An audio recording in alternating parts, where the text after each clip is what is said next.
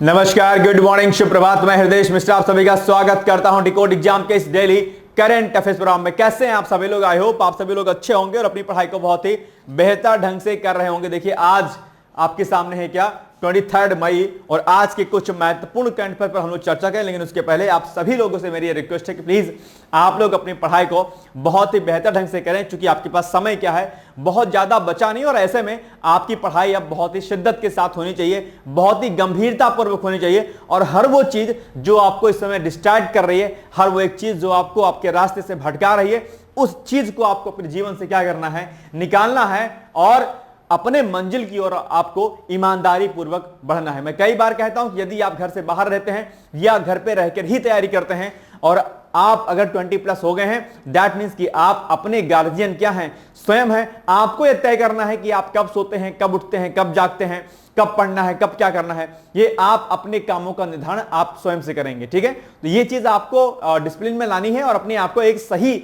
दिशा निर्देश को देते हुए अपने आप को और आगे जो है प्रगति मार्ग पर आगे बढ़ते हुए चले जाना है, ठीक है। तो मेरी शुभकामनाएं हैं कि आप सभी लोग अच्छे से पढ़िए और माइंड को रिलैक्स करिए, स्वास्थ्य का भी ध्यान दीजिए और अच्छे तरीके से अपनी चीजों को करने का प्रयास कीजिए, ठीक है।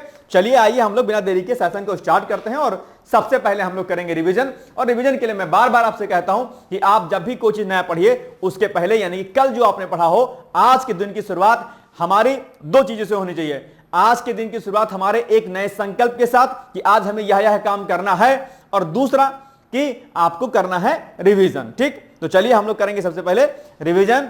कल हमने पढ़ा था कि भारतीय सेना ने मई 2025 में तीस्ता प्रहार नामक एक व्यापक एकीकृत क्षेत्रीय अभ्यास का आयोजन किया, जो उत्तर बंगाल के तीस्ता फील्ड फायरिंग रेंज में 8 से 10 मई तक चला। याद रखिएगा। दूसरा, केंद्र सरकार ने वरिष्ठ भारतीय विदेश सेवा अधिकारी अनुराग भूषण को स्वीडन में भारत का अगला राजदूत नियुक्त किया है। याद रखिएगा, मैंने कई बार आपसे कहा है कि जितने भी राजदूत हाल फिलहाल में नियुक्त किए गए होंगे उन सभी की लिस्टिंग आप एक बार कर लीजिएगा। हाल ही में उत्तर प्रदेश सरकार के द्वारा एक जिला एक उत्पाद, यानी कि 1 डिस्ट्रिक्ट 1 प्रोडक्ट योजना के तहत कुल 12 नए उत्पादों को शामिल किया गया है और अब इन कुल उत्पादों की संख्या कितनी हो गई है? 74 हो गई है। याद रखिएगा, ठीक है। आप जानते होंगे 1 डिस्ट्रिक्ट 1 प्रोडक्ट योजना को मुख्यमंत्री योगी आदित्यनाथ जी ने आई थिंक 2018 में इसकी शुरुआत की थी, जिसका मुख्य उद्देश्य उस संबंधित जिले के उस खास उत्पाद को क्या कहते हैं, वैश्विक पटल पर लाना, ताकि उससे उस प्रोडक्ट से संबंधित जो व्यवसायी हो, जो रोजगार हो, उसको क्या हो सके, बढ़ावा मिल सके, है ना। आगे, परमाणु ऊर्जा आयोग के पूर्व अध्यक्ष डॉक्टर M.R. श्रीनिवासन का 20 मई को तमिलनाडु के ऊटी में निधन हो गया। नाम याद रखिएगा, इनको कई प्रकार के पुरस्कार भी मिले थे, मैंने डिटेल्स में इनके बारे में आपको कल समझाया हुआ था, है ना। आगे है, प्रसिद्ध खगोल वैज्ञानिक डॉक्टर जयंत नार्लिकर का सुबह पुणे में 86 वर्ष की उम्र में जो है निधन हो गया। जिनेवा में 78वीं विश्व स्वास्थ्य महासभा में विश्व स्वास्थ्य संगठन ने भारत को जन स्वास्थ्य समस्या के रूप में ट्रेकोमा के उन्मूलन के प्रमाण पत्र से पुरस्कृत किया। यानी कि भारत ने जो ट्रेकोमा का उन्मूलन कर दिया है, उसके लिए सरकार ने क्या किया है, जो है भारत सरकार को जो है क्या किया गया है, विश्व स्वास्थ्य महासभा ने क्या किया है, पुरस्कृत करने का प्रयास किया है। याद रखिएगा इस पॉइंट को भी, ठीक है। ये सब चीजें आपके एग्जाम के लिए क्या है, बहुत ही महत्वपूर्ण है। मैंने कल भी कहा था, मैं आज फिर से कह रहा हूं कि सरकार ने जो भी लक्ष्य रखे होंगे, जिन जिन बीमारियों को उन्मूलन करने का, उन सभी लक्ष्यों को आपको क्या करना है, लिस्ट बना लेनी है और उसको याद कर लेना है। हालांकि आपकी परीक्षा के पहले जितने भी प्रकार के टॉपिक होंगे उन सभी पर आपको करंट कराया जाएगा, ठीक है। चलिए, 2025 में केरल भारत का पहला राज्य बना जिसने 10वीं कक्षा के सभी छात्रों के लिए रोबोटिक शिक्षा को क्या कर दिया है, अनिवार्य कर दिया है, क्योंकि टाइम की डिमांड क्या है, यही है एक्चुअल, है ना। प्रतिवर्ष 17 मई को विश्व उच्च रक्तचाप दिवस मनाया जाता है। यानी कि आप जानते हो कि हाइपरटेंशन की समस्या एक बड़ी समस्या के रूप में देखने को मिलता है। इसीलिए मैं बार बार आपसे कहता हूं कि लोड मत किया करिए, टेंशन मत किया करिए, जो होगा सो देखा जाएगा, है ना। कि एक कहावत कही जाती है, एक लाइन कही जाती है कि वही है वही जो राम रच राखा, जो वो ईश्वर चाहेगा, जो अल्लाह चाहेगा, जो गॉड जीसस जो चाहेगा, होगा वही। आप सिर्फ एक कठपुतली हैं, लेकिन इसका मतलब यह नहीं हो जाता है कि कर्म की प्रधानता को आप क्या करें, शून्य कर दें। कर्म करते चलिए, लगातार प्रयास करते चलिए और ईश्वर सब कुछ देख रहा है, वो निश्चित ही आपको सफलता देगा, ठीक है। तो भरोसा कर तू ईश्वर पर, तुझे धोखा नहीं होगा, ये जीवन बीत जाएगा, तुझे रोना नहीं होगा। कभी सुख है कभी दुख है, इसी का नाम जीवन है, जो दुख में भी ना घबराए उसे इंसान कहते हैं। यह लाइन मैं अक्सर आपको सुनाता हूं ताकि आपके मन में एक भाव उत्पन्न हमेशा रहे कि नहीं, अपन को आगे बढ़ना है, निगेटिविटी से दूर रहना। चलिए, कल हमने आपसे प्रश्न पूछा था कि बताओ अशुद्ध जल से बड़ी मात्रा में पेयजल तैयार किया जाता है। आप सभी लोगों ने क्या किया था, सही आंसर बताया था। सभी लोगों को मेरी तरफ से एक 5-5 वाली चॉकलेट इनाम, ठीक, खाइएगा जरूर से। चलिए आइए आते हैं आज के नंबर 1 टॉपिक पर, अंतरराष्ट्रीय चाय दिवस। भाई साहब 21 मई को प्रतिवर्ष अंतरराष्ट्रीय चाय यानी कि इंटरनेशनल टी डे मनाया जाता है। आप कहेंगे सर चाय तो बड़ी खतरनाक होती है। खतरनाक मतलब इसको लोग कहते हैं ये हमारी गर्लफ्रेंड है। बहुत लोग कहते हैं चाय को हमारी गर्लफ्रेंड है। क्यों? क्योंकि इसके बिना जो है रहा नहीं जाता है। निश्चित तौर पर जो लोग चाय के शौकीन होंगे इस बात को बखूबी जानते होंगे कि चाय एक ऐसी ताजगी आपके शरीर को देता है। हालांकि चाय अपने आप में क्या है, एक नुकसानदेह पेय है, जो कि इसमें निकोटीन पाया जाता है इसमें, है ना, ध्यान दीजिएगा इस बात का।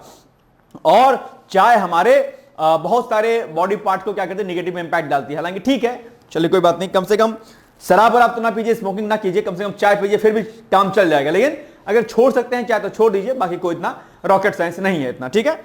चलिए, तो ये जो चाय है भाई साहब, आप जानते होंगे चाय के मामले में भारत आत्मनिर्भर है और आई थिंक दूसरे स्थान पर शायद चाय उत्पादन में होता है, भारत है अभी स्थान है, ठीक है। तो ये भी बड़ी बात है अपने आप में कि, और भारत की जो चाय है खासकर ब्लैक टी, ठीक है, वो वैश्विक स्तर पर उसने अपना स्थान बहुत ही मजबूती के साथ बना रखा है। चाय से संबंधित मैंने कुछ डेटा अभी 1 महीना पहले आपको कराया था, संभवतः आपको याद होगा वो, है ना।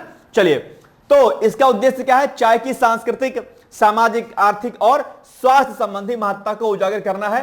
साथ ही चाय उत्पादन से जुड़े किसानों और श्रमिकों को योगदान को समाहित करना भी है। आप जानते होंगे भारत में चाय उद्योग में करोड़ों लोग जो है लगे हुए हैं और ये भारत में वैश्विक स्तर, भारत के साथ साथ वैश्विक स्तर पर जो है अपने आप एक बड़ा जो है क्या कहते हैं मनी को जो है लाता है, यानी कि इंडिया में, ठीक है, यानी कि फॉरेन करेंसी को प्राप्त करता आता है।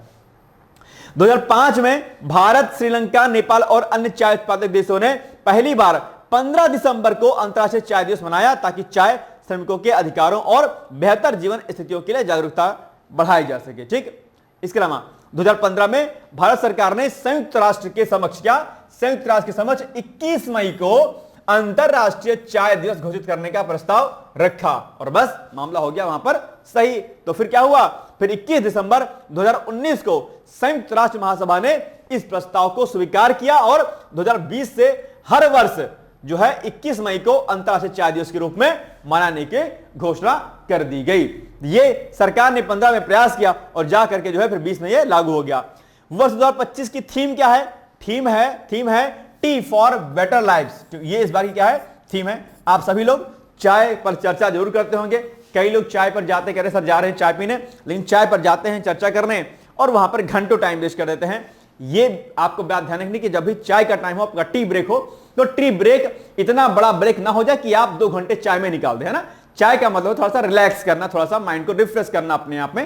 हालांकि रिफ्रेश करने के लिए जूस पिया जाता है, लेकिन चलो कोई बात नहीं, खैर ठीक है। जो भी है आप पीते अगर चाहें तो इतना ध्यान रखना है कि टाइम को आपको क्या करना है, वेस्ट नहीं करना है, राइट। चलिए आगे बढ़ते हैं हम लोग। अंतरराष्ट्रीय चाय दिवस के संदर्भ में निम्नलिखित कथनों में कौन सा कथन सही नहीं है, यानी कि आपसे रॉन्ग स्टेटमेंट पूछ रहा है। मैंने कई बार आपसे कहा कि इस स्टेटमेंट को, इस वर्ड्स को हमेशा ध्यान रखा करिए, क्योंकि आप फ्लो में क्वेश्चन को पढ़ते हैं, नहीं है लिखा जो शब्द होता है उसको आप भूल जाते हैं और अपने एग्जामिनेशन हॉल में उसको गलती करके चले आते हैं।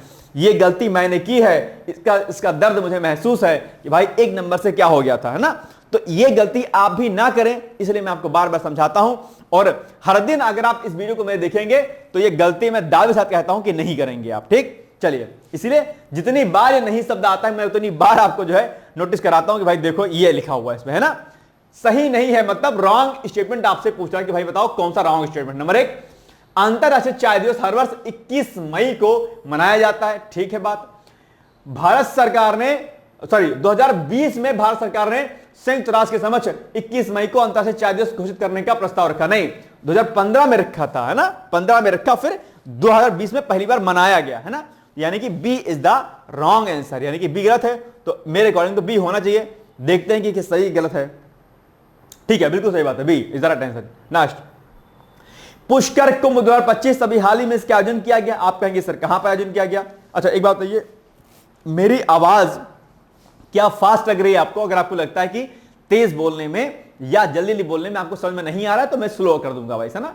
ये क्योंकि एक्चुअली पहले बीच मैंने कोशिश की थी कि मैं स्लो बोलूं, लेकिन फिर भी जो है हैबिट ऐसी है कि वो तेज बोला ही जाता है। तो अगर प्रॉब्लम है आपको तो एक बार आप बता दीजिएगा प्लीज, है ना।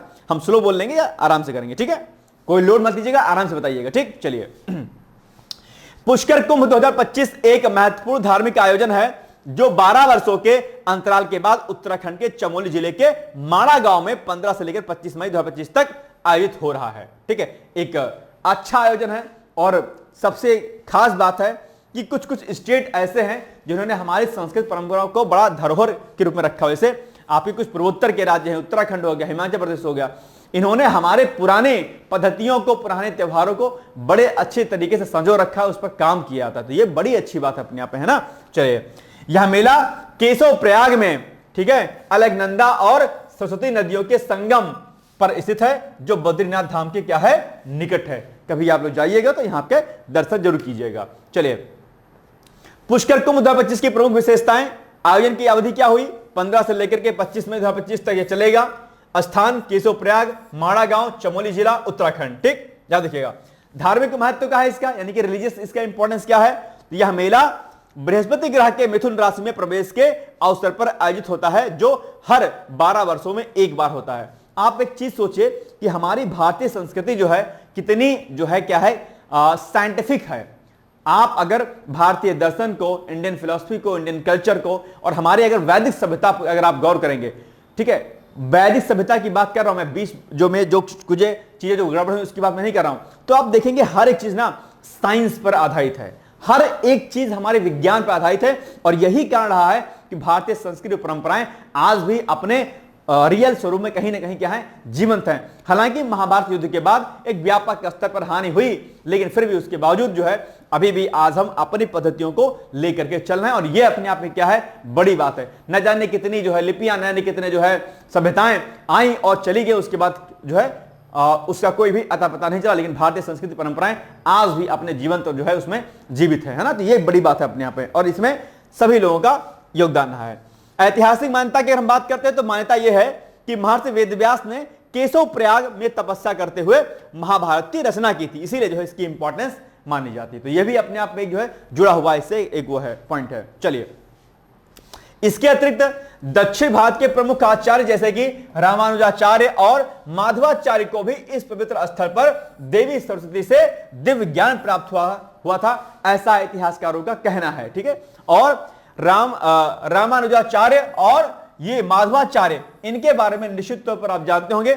अगर इनके कुछ ग्रंथ लिखे हुए अगर आपको याद है तो प्लीज मुझे कमेंट कीजिएगा। और जो कि आपके एग्जाम में पूछा जाता है, देखते हैं कि आपकी बुद्धि एआई जैसी है कि नहीं है। माधवाचार्य और रामानुजाचार्य जी के कुछ ग्रंथ आपको याद हैं तो प्लीज कमेंट करके मुझे बताइएगा, जो कि आपके एग्जाम में पूछा भी जाता है। अब मैं देखता हूं कि क्या आपको वो याद है कि नहीं याद है। अगर आपने हिंदी से पढ़ाई की होगी अगर हाई स्कूल और इंटर में, तो निश्चित तौर पर शायद आपको ये चीज पता होनी चाहिए, ठीक है। चलिए, आध्यात्मिक एकता, यह आयोजन उत्तर और दक्षिण भारत के बीच आध्यात्मिक और सांस्कृतिक संबंधों को सुदृढ़ करता है, जिससे राष्ट्र की आध्यात्मिक एकता को क्या मिलता है, बल मिलता है। क्योंकि आप जानते होंगे ये पॉइंट क्या है, दक्षिण भारत से संबंधित है, क्योंकि यहीं पर क्या हुआ था, रामानुजाचार्य और माधवाचार्य जी को सरस्वती जी से ज्ञान प्राप्त हुआ था और बाकी तो अपना महत्व ही है। तो ये दोनों पक्षों को, यानी कि जो है उत्तराखंड और दक्षिण भारत का जो क्षेत्र है, दक्षिण भारत के जो राज्य हैं, उनको आपस में क्या करता है, जोड़ने का काम करता है। तो ये हमारी संस्कृति को मजबूत करता है। ओके, चलिए बताइए, हाल ही में कहां पर पुष्कर कुंभ 2025 का आयोजन किया गया। जब जस्ट हमने आपको बताया था उत्तराखंड में किया गया। Option number B is the right answer, ठीक। चलिए, विश्व दूरसंचार और सूचना समाज दिवस, ये अभी चर्चाओं में है भाई साहब, ठीक है। और डेट, अब देखो ये सब जो डेट है मे भी हो सकता है आप लोगों ने नहीं पढ़ा हो, क्योंकि कई बार क्या होता है हम वही घिसे पीटे पीवाईक्यू से 2 4 6 जो दिवस हैं आप उसी को याद करते हो, बाकी नहीं याद करते। लेकिन आजकल एग्जामिनर भी क्या हो गए, स्मार्ट हो गए, उनके पास भी टैबलेट और चैट जीपीटी होता है, वो सर्च करते हैं प्रमुख त्योहार, जहां देखते हैं यार ये वाला नहीं आया था, बहुत दिन हो गया, तो तुरंत डाल देंगे आपकी कॉपी में। इसलिए मैं बार बार कहता हूं कि आप लोग अपनी किताबों के साथ साथ में इस समय चैट जीपीटी, इंटरनेट, गूगल और इनका सबका खूब इस्तेमाल किया करिए, स्मार्टनेस बनाइए। नोकिया बन के नहीं तो अगर रहिएगा तो नोकिया जैसे रह जाएंगे, आपसे आगे वीवो और रियलमी निकल जाएंगे, ठीक है। तो अपने आप को नोकिया का डब्बा नहीं बना के चलना, अच्छा नोकिया 1208, ठीक है, नहीं तो नोकिया 1208 बने रह जाओगे और आपसे आगे बहुत सारी कंपनियां, बहुत सारे लोग निकल जाएंगे, ठीक। चलिए, विश्व दूरसंचार और सूचना समाज दिवस 2025 जो है ये इसको हटा दीजिएगा, फिलहाल इतना लिखिए कि ये जो दिवस है हर साल की तरह 17 मई को मनाया गया, ठीक। इस वर्ष का विषय क्या था, डिजिटल परिवर्तन में लैंगिक समानता क्यों महत्वपूर्ण है? Why gender equality in digital transformation matters. ये इस बार की क्या है, थीम है, जो कि आपको क्या करनी है, याद रखनी है। ठीक है, इस विषय का उद्देश्य क्या था, यानी जो थीम थी, इसका विशेष मोटो क्या है? इसका उद्देश्य है डिजिटल दुनिया में महिलाओं और लड़कियों की भागीदारी और समावेशिता को बढ़ावा देना है। क्योंकि आप सब कुछ क्या हो रहा है, हर एक चीज डिजिटल हो रही है, और इस बढ़ते हुए डिजिटल युग में फीमेल्स, चाहे वो जो है स्त्रियां हो या लड़कियां हो, गर्ल्स हो, उनको जो है इसमें सहभागी बनाना और इनको आगे जो है बढ़ाते हुए इनको इंपावर करना है ना। चलिए, हालांकि महिला सशक्तिकरण जो एक शब्द है जिसमें कहा जाता है कि हम ये योजना चलाएंगे तो महिला सशक्तिकरण होगी, ऐसा होगा वैसा होगा, मैं इससे इतर एक बात रखता हूं, मैं अपना इत्तेफाक इससे रखता हूं, ये कि विमेन इंपावरमेंट अर्थात महिला सशक्तिकरण किसी के करने से या किसी के होने से नहीं होगा। महिला सशक्तिकरण महिलाओं के खुद अपनी सोच बदलने से होगा। महिलाओं को बंधन से बाहर निकलना होगा। हालांकि ऐसा नहीं है कि सब कुछ एकदम से वो पूरा जो है दगाबाजी कर जाएं परिवार के साथ, ऐसा नहीं करना चाहिए, लेकिन वो अपने आप को मजबूत बनाएं। यदि उनकी पढ़ाई की इच्छा है तो उन्हें पढ़ाई करनी चाहिए। फिर यह नहीं कि पापा ने कहा कि बेटिया शादी कर लो तो शादी कर ले, नहीं, उनको आत्मनिर्भर बनना पड़ेगा, अपने हौसले को जगाना पड़ेगा, और कई बार समाज से और अपने परिवार से भी कहीं ना कहीं जो है थोड़ा सा लोहा तो लेना पड़ेगा। क्योंकि अगर आप ये नहीं लेते हैं तो कहीं ना कहीं आप वहीं पर कांस्टेंट रह जाएंगे। जब आप अपने अधिकारों के प्रति जागरूक होंगी, जब आप अपने अधिकारों को लेकर के सजग होंगी, निश्चित तौर पर आपका विरोध होगा, लेकिन इस विरोध के इस खाई को अगर आप पार कर जाएंगी तो निश्चित तौर पर एक दिन जब आप सक्सेस होंगी तो यही समाज जो आपका विरोध किया था, यही समाज आपके कदमों को चूमेगा और कहेगा कि बिटिया ने बड़ा अच्छा काम किया। ठीक है, इनफैक्ट आपके फैमिली वाले सबसे पहले और बाकी लोग कहेंगे। तो जब भी आपको ये लगे कि आपके पैरों में बेड़ियां बंधी हुई हैं, उस बेड़ी को तोड़ने का काम करें, अपने आप को सशक्त बनाएं। कोई अगर आपका इस्तेमाल कर रहा है, कोई अगर आपको यूज कर रहा है, या किसी प्रकार से कोई अभद्र भाषा का आपके लिए इस्तेमाल कर रहा है, आपको दो टूक रहते हुए बिना डर के जो है, बिना समाज के, बिना लोक लाज के भय के उसको सीधा जवाब देना पड़ेगा। निश्चित तौर पर विमेन एम्पावरमेंट हो जाएगा। तो आप स्वयं से लड़िए। कहते हैं ना कि हम बदलेंगे युग बदलेगा, हम सुधरेंगे युग सुधरेगा। आप अपने में बदलाव लाइए, महिला सशक्तिकरण निश्चित तौर पर हो जाएगा। ठीक है, चलिए, तो अपने अधिकारों के लिए क्या करिए, लड़ना सीखिए प्लीज, है ना। चलिए, इस दिवस का महत्व क्या है? यह महत्व 17 मई 1865 यानी कि 17 मई 1865 को पहले अंतरराष्ट्रीय टेलीग्राफ कन्वेंशन के हस्ताक्षर और अंतरराष्ट्रीय दूरसंचार संघ की स्थापना की वर्षगांठ को चिन्हित करता है अपने आप में। ठीक है, यह पॉइंट याद रखिए। इसके अलावा ITU यानी कि अंतरराष्ट्रीय दूरसंचार संघ, जो संयुक्त राष्ट्र की एक क्या है, विशेष एजेंसी है, वैश्विक स्तर पर संचार प्रौद्योगिकियों के विकास और मानकीकरण में महत्वपूर्ण भूमिका निभाती है। ठीक है, 2025 में ITU यानी कि अंतरराष्ट्रीय दूरसंचार संघ ने अपनी स्थापना की 160वीं वर्षगांठ भी मनाई है। तो हो सकता है कि आपके एग्जाम में अंतरराष्ट्रीय दूरसंचार संघ यानी कि ITU के बारे में ही प्रश्न पूछ ले, तो आपको क्या करना है, ये पॉइंट आपको याद रखना है। ठीक है, ये सब चीजें आपको याद रखनी। चलिए, अब आप बताइए, विश्व दूरसंचार और सूचना समाज दिवस मनाया जाता है, कब मनाया जाता है? अभी हमने तो बढ़ा था, देखो 17 मई। ठीक है, चलो, ये होगा, क्या होगा? ठीक है, 20 द राइट आंसर है ना। चलिए, विश्व मधुमक्खी दिवस, यह भी बहुत इंपॉर्टेंट है। मधुमक्खी के बारे में आप निश्चित तौर पर आप जानते होंगे। मधुमक्खियां शहद जो है बनाती हैं, परागण में सहायता करती हैं, और जैव विविधता के दृष्टिकोण से, इकोसिस्टम के दृष्टिकोण से एक इंपॉर्टेंट रोल जो है क्या करती है, प्ले करती है ना। तो यह भी बात ध्यान रखिएगा आप लोग। ओके, चलिए, तो विश्व मधुमक्खी दिवस जो है हर साल जो है 20 मई को मनाया जाता है, याद रखिएगा। और इस दिन का उद्देश्य क्या है? मधुमक्खियों, जिसको बी बोलते हैं, और अन्य परागणकर्ताओं की पारिस्थितिकी तंत्र में महत्वपूर्ण भूमिका के प्रति जागरूकता बढ़ाता है। परागण में जो क्या करती है, बहुत ही महत्वपूर्ण होती हैं। संयुक्त राष्ट्र महासभा ने 2017 में 2017 में 20 मई को विश्व मधुमक्खी दिवस के रूप में घोषित किया था। यह तिथि स्लोवेनिया के मधुमक्खी पालन के अग्रणी एंटोन यांसा के जन्मदिवस के रूप में चुनी गई, जो आधुनिक एपीकल्चर के संस्थापक माने जाते हैं। मधुमक्खी पालन को क्या कहते हैं? एपीकल्चर, पता है ना। हालांकि इसमें अपीकल्चर लिखा है, ठीक है, अपीकल्चर नहीं होगा, ये एपीकल्चर होगा। ठीक है, एपीकल्चर, APICULTURE, एपीकल्चर। ठीक है, तो ये प्रश्न पूछता है कि मधुमक्खी पालन को क्या बोलते हैं? एपीकल्चर बोलते हैं। ठीक है, और आप जानते होंगे मधुमक्खी जो क्या कहते हैं, जो फूलों पर बैठती हैं, फिर उनका रस जो है एब्जॉर्ब करती हैं, उसके बाद फिर शहद बनता है। शहद किन किन जगहों पर काम आता है निश्चित तौर पर आप जानते होंगे। हनी आपके स्वास्थ्य के लिए क्या बहुत ही आवश्यक है, इसलिए इसका इस्तेमाल आप लोग जरूर किया करिए, ठीक है। जो चीनी खाते हैं उसको हटाइए, चीनी जो आप शुगर जिसको हम बोलते हैं बहुत हार्मफुल होती है। गुड़ खाइए, सबसे बेहतर है गुड़ खाइए, अगर मीठा कुछ खाना है गुड़ खाइए, है ना। और जूस मत पीजिए, जूस पीने पर क्या होगा कि आपको शुगर होने के चांस बढ़ जाएंगे। जूस की जगह पर आप लोग फल खाइए, फ्रूट्स का सीधे फल खाइए, है ना। मौसमी, संतरा, एप्पल जो भी आप खाते होंगे उसका आप जूस मत पीजिए, आप उसको सीधे फल खाइए, ठीक है। नहीं तो फिर अगर आप जूस पिएंगे तो बहुत ही जल्द आपको जो है क्या हो जाएगा, आपको जो हो जाएगा क्या, शुगर, ठीक है। चलिए, मधुमक्खियां वैश्विक खाद्य सुरक्षा, जैव विविधता और पारिस्थितिकी तंत्र के स्वास्थ्य के लिए अत्यंत आवश्यक है। वह लगभग 75% खाद्य फसलों और 90% जंगली फूलों के परागण में योगदान देती हैं। बड़ी बात है अपने आप में। वर्ष 2025 की थीम क्या है, प्रकृति से प्रेरित हो, हम सभी को पोषण दें, यानी कि बी, ठीक है, inspired by nature to nourish us all. ये अपने आप में क्या है, इसकी बात की थीम है इस साल की, ठीक है, इसको याद रखिएगा आप लोग। चलिए, निम्नलिखित युग्म में कौन सा युग्म सही सुमेलित नहीं है, ये आपसे पूछ रहा है और आपको जो है बताना है, ठीक है। आप बताइए क्या होगा अंतर्राष्ट्रीय चाय दिवस, आप लोग बताइए जरा कमेंट करके इसका उत्तर क्या होगा, एग्जैक्ट क्या होता है उत्तर होगा। मैं 1 मिनट का समय आपको देता हूं और मैं आपसे अपेक्षा करता हूं कि आप इसका उत्तर मुझे तुरंत देंगे, जल्दी जल्दी से, ठीक है। बताइए क्या होगा इसका उत्तर। चलो भाई साहब बताइए। 4 6 24, बताइए भैया क्या होगा इसका उत्तर। इसका उत्तर हो जाएगा आपका ऑप्शन नंबर सी, अंतरराष्ट्रीय जैव विविधता दिवस 22 अप्रैल को नहीं बल्कि 22 मई को मनाया जाता है ना। और 22 अप्रैल को क्या मनाया जाता है, 22 अप्रैल को कौन सा दिवस मनाया जाता है, ये मुझे कमेंट करिए, ठीक है। और अंतरराष्ट्रीय जैव विविधता दिवस मनाया जाता है 22 मई को, क्या 22 मई को, ठीक है, 22 मई, ठीक है। तो ये क्या हो जाएगा आपका रॉन्ग हो गया, है ना।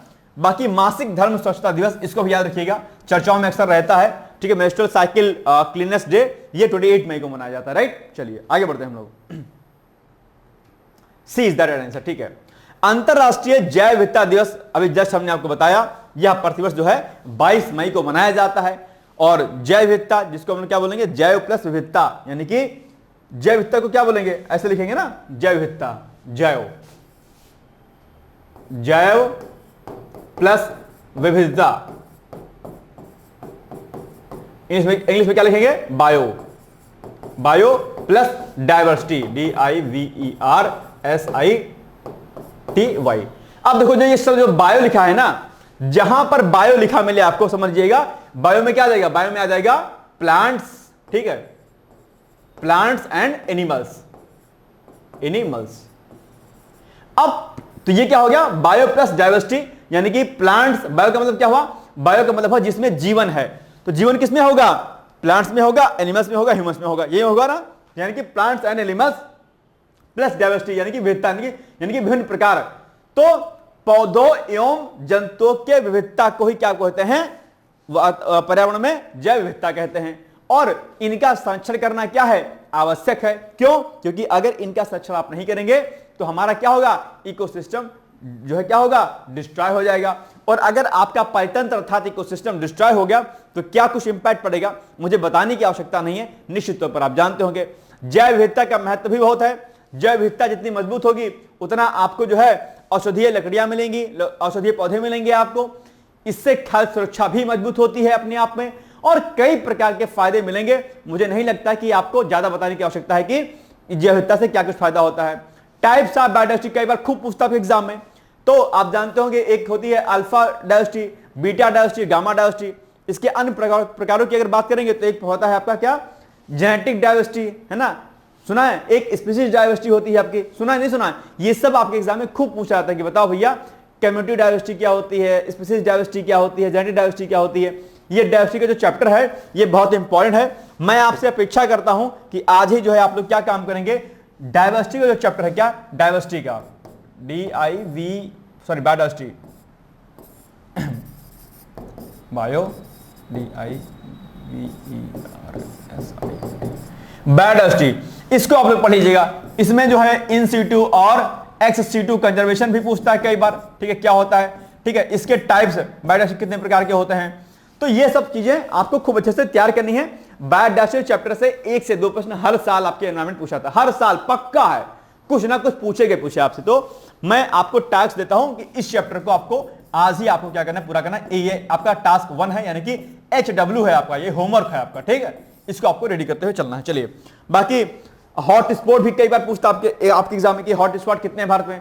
4 हॉट स्पॉट हैं, आप जानते होंगे, है ना। अभी हम आगे देखते हैं इसको। चलिए, तो अंतरराष्ट्रीय जैव विविधता दिवस जो है प्रतिवर्ष 22 मई को मनाया जाता है। याद रखिएगा महत्व, यह दिन 22 मई 1992 को नैरोबी में आयोजित संयुक्त राष्ट्र सम्मेलन में जैव विविधता पर कन्वेंशन के पाठ को अपनाने की स्मृति में मनाया जाता है।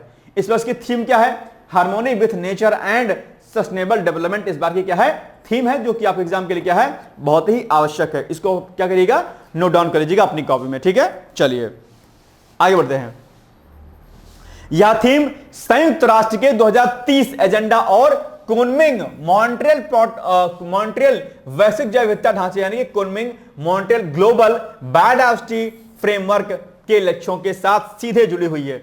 ये जो शब्द आप देख पा रहे होंगे, कुनमिंग मॉन्ट्रियल, ये आपके एग्जाम के लिए क्या है, बहुत ही क्या है भैया, महत्वपूर्ण है। इसमें बेसिकली क्या किया गया था, 2050 तक जो है दीर्घकालिक लक्ष्य रखे गए। क्या 2050 तक दीर्घकालिक लक्ष्य रखे गए और 2030 तक क्या, 2030 तक जो है 23 लक्ष्य, क्या 23 लक्ष्य निर्धारित किए गए। इसमें एक फार्मूला अपनाया गया 30x30, क्या 30x30, यानी कि 2030 तक हमें 30 प्रकार के लक्ष्यों को लगभग जो 2030 तक हमें 30% तक जो कुछ भी पर्यावरण में निर्वनीकरण हो चुका है उसको हमें क्या करना है, प्राप्त करना है। 30x30 के फॉर्मूले पर जो है काम करता है। 2050 का इसका दीर्घकालिक लक्ष्य है, लेकिन 2030 तक जो है 23 लक्ष्यों को इसमें प्राप्त करने का लक्ष्य रखा गया है, जिसमें फॉरेस्टेशन के साथ साथ में जो है अलग अलग प्रकार के लक्ष्य रखे गए हैं, जो कि सतत विकास लक्ष्यों को प्राप्त करने में क्या होंगे, सहायक होंगे। आप यह भी जानते होंगे 2030 में लक्ष्य किसका भी है, सतत विकास लक्ष्यों को प्राप्त करने का भी है, जिसमें 17 SDG गोल्स निर्धारित किए गए हैं, राइट। तो ये कुनमिंग जो मॉन्ट्रियल प्रोटोकॉल है आपका, ये बड़ा इंपॉर्टेंट है। और ये कुनमिंग मॉन्ट्रियल दरअसल COP25 जो बायोडाइवर्सिटी पर जो COP25 हुई थी, क्या COP25 कनाडा के मॉन्ट्रियल में, वहां पर जो है इसको किया गया था।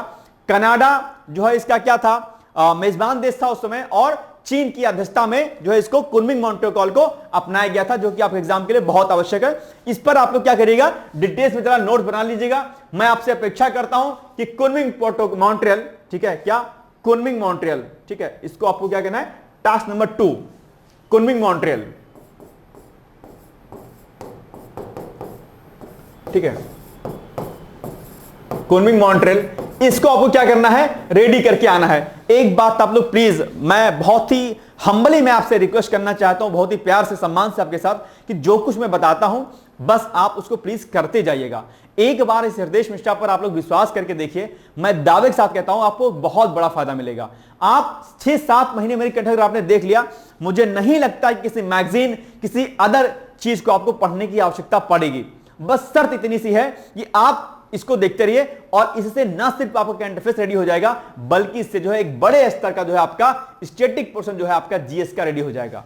बस मेरे पर थोड़ा सा भरोसा आप लोग प्लीज रखिए, और जो कुछ मैं टास्क आपको देता हूं, होमवर्क देता हूं, उसको प्लीज आप लोग जो है जरूर कर लिया करिए। अगर कर लेंगे, मैं दावे के साथ कहता हूं आपको बहुत फायदा मिलेगा, क्योंकि ये मेरा एक लंबे समय से जो अनुभव रहा है टीचिंग फील्ड का, एग्जामिनेशन देने का, सिविल सर्विसेज का, वो सारा मैं अपना जो है एक्सपीरियंस मैं आपके सामने रखता हूं हर एक चीज का, ठीक है। आप शायद इतनी जल्दी एनालिसिस नहीं कर पाएंगे, लेकिन मैं आपको हर चीज बताता रहता हूं। मैं उम्मीद करता हूं कि आप मेरे बातों को सुनते होंगे, उस पर और जो है काम जरूर करते होंगे। ये मैं आपसे बहुत ही इमोशनली मैं आपसे जो है चाहता हूं कि आप इसको प्लीज काम किया करिए, है ना, क्योंकि इतना मैं बकबक करता हूं तो मैं चाहता हूं उसका आउटपुट मुझे जरूर मिले, और मुझे आप सभी लोगों का सिलेक्शन जरूर चाहिए एनी हाउ, ठीक है। चलिए, तो ये हो गया पॉइंट, इसको याद रखना है। इसके आगे भारत में जैव विविधता संरक्षण के लिए आप जानते हो कि जैव विविधता अधिनियम 2002 लागू है। हालांकि 2023 में इसमें संशोधन किया गया, और संशोधन के कई सारे पॉइंट जो है दिए गए।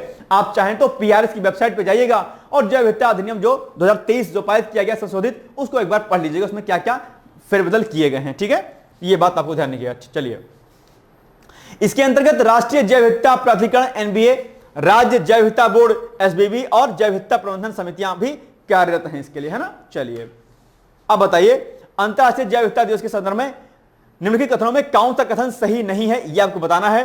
तो नंबर 1, अंतरराष्ट्रीय जैव विविधता दिवस प्रतिवर्ष 22 जून को मनाया जाता है। देख करके ही लग रहा है कि गलत है भाई साहब, बस 22 मई होगा।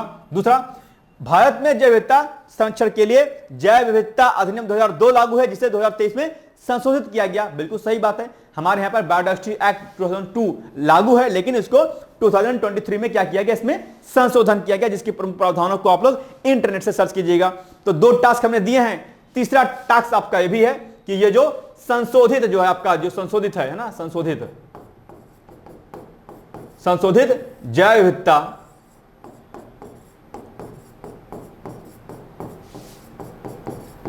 अधिनियम 2023, इसको भी आप लोग क्या करिएगा, डिटेल्स में पढ़ लीजिएगा। हो सकता है 2023 का कोई प्रावधान जो है आपके एग्जाम में पूछ ले, ठीक है। तो ये क्या है, टास्क नंबर 3 है आपका। टास्क क्या है, 3 है। आप लोग जो है क्या करिएगा, जो भी काम करते हैं, होमवर्क करते हैं, आप उसको मुझे दिखा सकते हैं मेरे कॉन्टेक्ट नंबर पर। आप सभी लोग जानते होंगे नंबर मेरा, नहीं जानते तो नोट कर लीजिए, 860404092001। ये मेरा क्या कॉन्टेक्ट नंबर है, क्या 8604409201। इस पर जो है आप लोग क्या कर सकते हैं, सीधे मुझसे जो है संपर्क कर सकते हैं, कोई दिक्कत नहीं, ठीक है। 201, ओके। चलिए आगे बढ़ते हैं हम लोग। तो इसको रेडी करना है आपको। तो ये कथन क्या सही है, यानी कि ये वाला क्या है, रॉन्ग है। तो बस केवल एक क्या है आपका सही नहीं है, यानी कि ए इज द राइट आंसर, ठीक। चलिए, वैश्विक अर्थव्यवस्था पर मूडीज ने रिपोर्ट जारी की है और उसमें कहा गया भैया, इतना उथल पुथल होने के बाद भी भारतीय अर्थव्यवस्था स्थिर रहेगी, कोई समस्या नहीं होने वाली है। यह एक बड़ी बात अपने में मूडीज, है ना। आप जानते हो कि इसमें ग्लोबली जो है कहीं ना कहीं बड़े स्तर पर कहीं ना कहीं आप देख रहे होंगे, एक चाहे वह जलवायु परिवर्तन की वजह से कहीं ना कहीं संकट हो, या सामरिक दृष्टिकोण से कहीं ना कहीं संकट हो, कहीं फूड सिक्योरिटी का मामला है, कहीं कुछ मामला है, एक बड़ा उथल पुथल कहीं ना कहीं देखने को मिला। लेकिन इन सारी विपरीत परिस्थितियों के बावजूद भारत की अर्थव्यवस्था अपने आप में क्या है, स्ट्रांग है और आगे अपने आप में बढ़ती चली हुई चली जाएगी। आपने यह भी देखा, हाल ही में जारी आंकड़ों के अनुसार आपको यह भी मालूम होगा कि अभी भारतीय अर्थव्यवस्था जो है 5वीं अर्थव्यवस्था जो की है सबसे बड़ी, अभी जापान को पीछे छोड़ते हुए 4थी सबसे बड़ी वर्ल्ड इकोनॉमी के रूप में आपके सामने उभरने वाली है। यह भी हमारे लिए बहुत बड़ी खुशखबरी वाली बात है, ठीक है। चलिए आगे। तो अमेरिकी टैरिफ की आशंकाओं के बीच दुनिया भर में व्यापार की अनिश्चितता के बावजूद भारत मजबूत स्थिति में है। आप जानते होंगे टैरिफ वार हो, चाहे वो ट्रेड वार हो, वो कहीं ना कहीं जो है अलग अलग देशों के लिए घातक होता है, लेकिन इन सभी विपरीत परिस्थितियों में भी भारत ने अपने आप को मजबूती के साथ खड़ा किया हुआ है, ठीक है। इसका कारण भारत का बहुत बड़ा, ठीक है। तो ये टैरिफ आशंकाओं के बावजूद भारत जो है क्या है, मजबूत स्थिति में है। क्या रीजन है इसका? रीजन इसका है कि भारत का बहुत बड़ा घरेलू मार्केट और निर्यात किए जाने वाले सामानों पर कम निर्भरता है। यह जानकारी को मूडीज की जारी रिपोर्ट में सामने आई है, ठीक है। यह जानकारी मूडीज द्वारा कर दिएगा, ठीक है। रिपोर्ट बताती है कि इंफ्रास्ट्रक्चर में निवेश बढ़ाने, निजी खपत को बढ़ावा देने के लिए उठाए गए कदमों जैसी सरकारी पहल भारत की अर्थव्यवस्था को कमजोर वैश्विक मांग से बचाने में मदद करेगी अपने आप में। तो ये मूडीज ने कुछ सारे पॉइंट्स यहां पर गिनाए हुए हैं। रिपोर्ट में यह भी कहा गया है कि भारत की बढ़ती घरेलू अर्थव्यवस्था और वैश्विक माल व्यापार में सीमित जोखिम देश को बाहरी झटकों से झेलने के लिए अधिक मजबूत स्थिति में रखता है। तो ये कई सारे पॉइंट हैं, इस पॉइंट को आप एक बार अच्छी तरीके से पढ़ लीजिए कि इसमें क्या क्या बातें कही गई हैं, ठीक है, पीडीएफ के रूप में। चलिए, ये सब बातें ऑलरेडी सब आपको पता होंगी। चलिए अब आप बताइए, हाल ही में वैश्विक अर्थव्यवस्था को लेकर मूडीज की जारी रिपोर्ट सामने आई है। इस रिपोर्ट के संदर्भ में निम्नलिखित कथनों में कौन से कथन सही है? जल्दी से रिपोर्ट को पढ़िए और मुझे बताइए, क्योंकि मूडीज की रिपोर्ट अक्सर आपके एग्जाम में पूछी जाती है। बताइए दोनों कथन पढ़ करके दोनों कथन में से कौन सा उत्तर सही होगा, कूट के माध्यम से मुझे कमेंट करके बताइए क्या होगा इसका एग्जैक्ट उत्तर। चलिए बताइए भाई साहब, क्या होगा इसका उत्तर?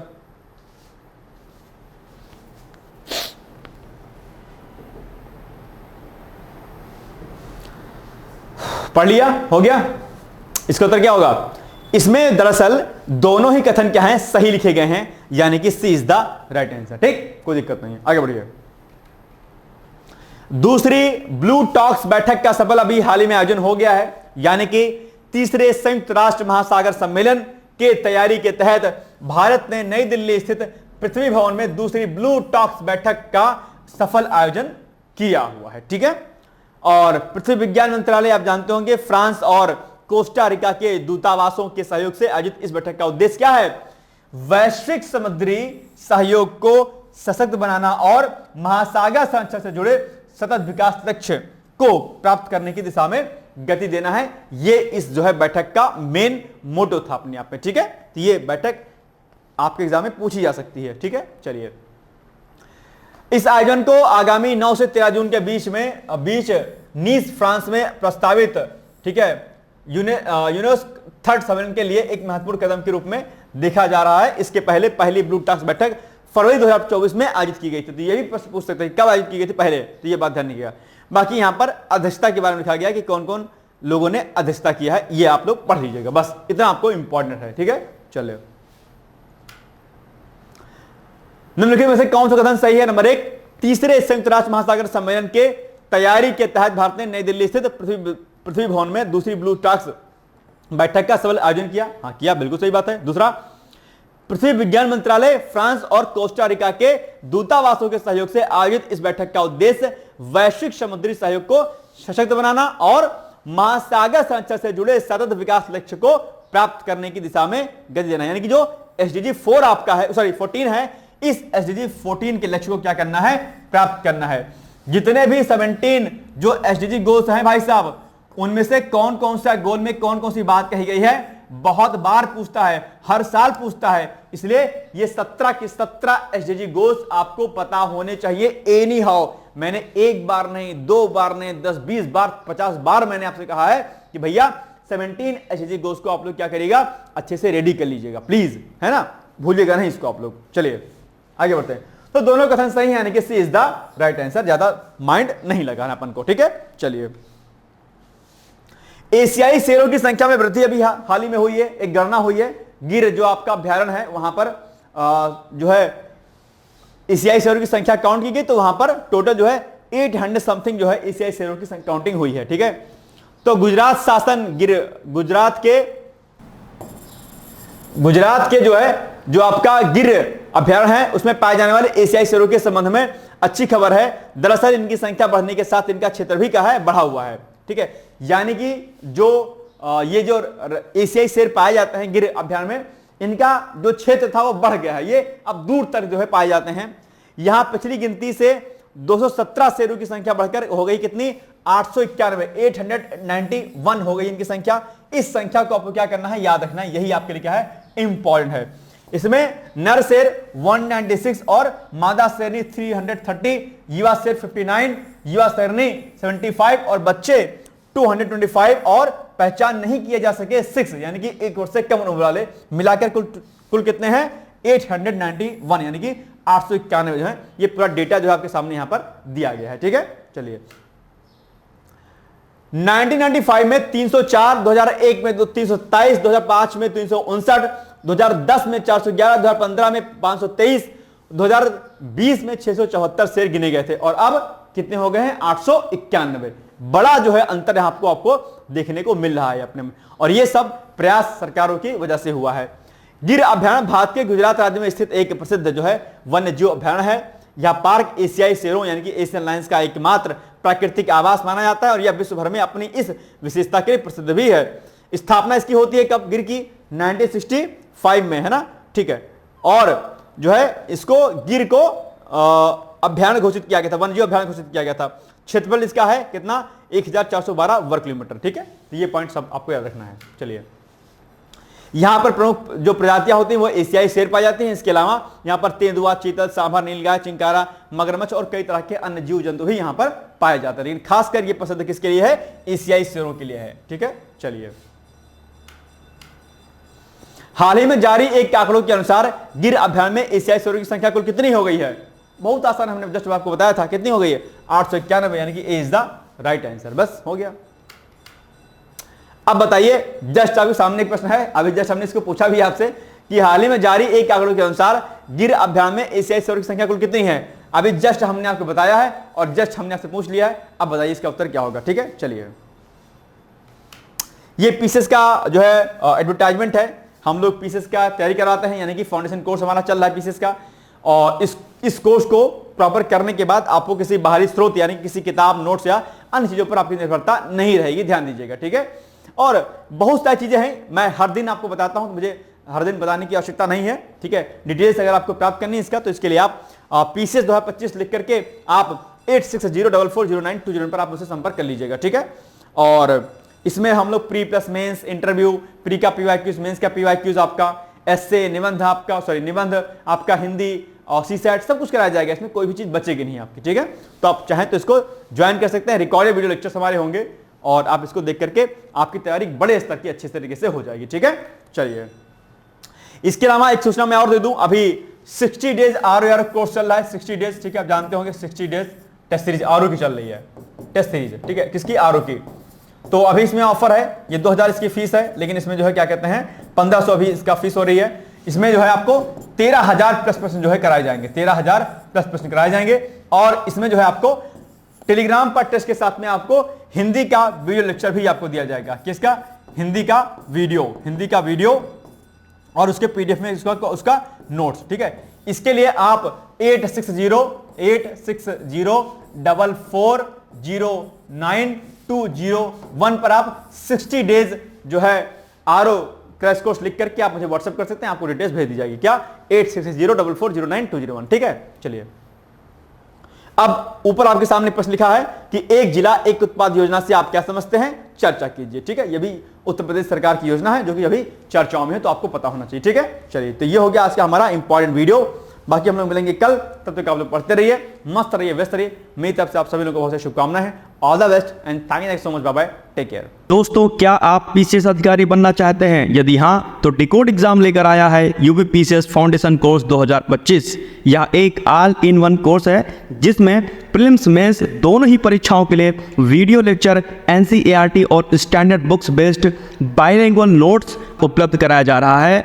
इस कोर्स में प्री और मेंस के सभी प्रीवियस ईयर क्वेश्चंस पेपर भी वीडियो लेक्चर के माध्यम से कोर्स में सम्मिलित होंगे। साथ ही साथ में कोर्स का कंटेंट गुणवत्तापूर्ण होने के साथ ही साथ एग्जाम ओरिएंटेड है, जिससे कोर्स लेने वाले स्टूडेंट्स को कोई भी बाहरी पुस्तक या नोट्स पढ़ने की आवश्यकता न पड़े। इस कोर्स में प्रीलिम्स और मेंस के टेस्ट सीरीज तथा आंसर राइटिंग प्रोग्राम भी शामिल है, जिसके साथ ही साथ टेलीग्राम ग्रुप में रेगुलर टॉपिक वाइज टेस्ट कराए जाएंगे।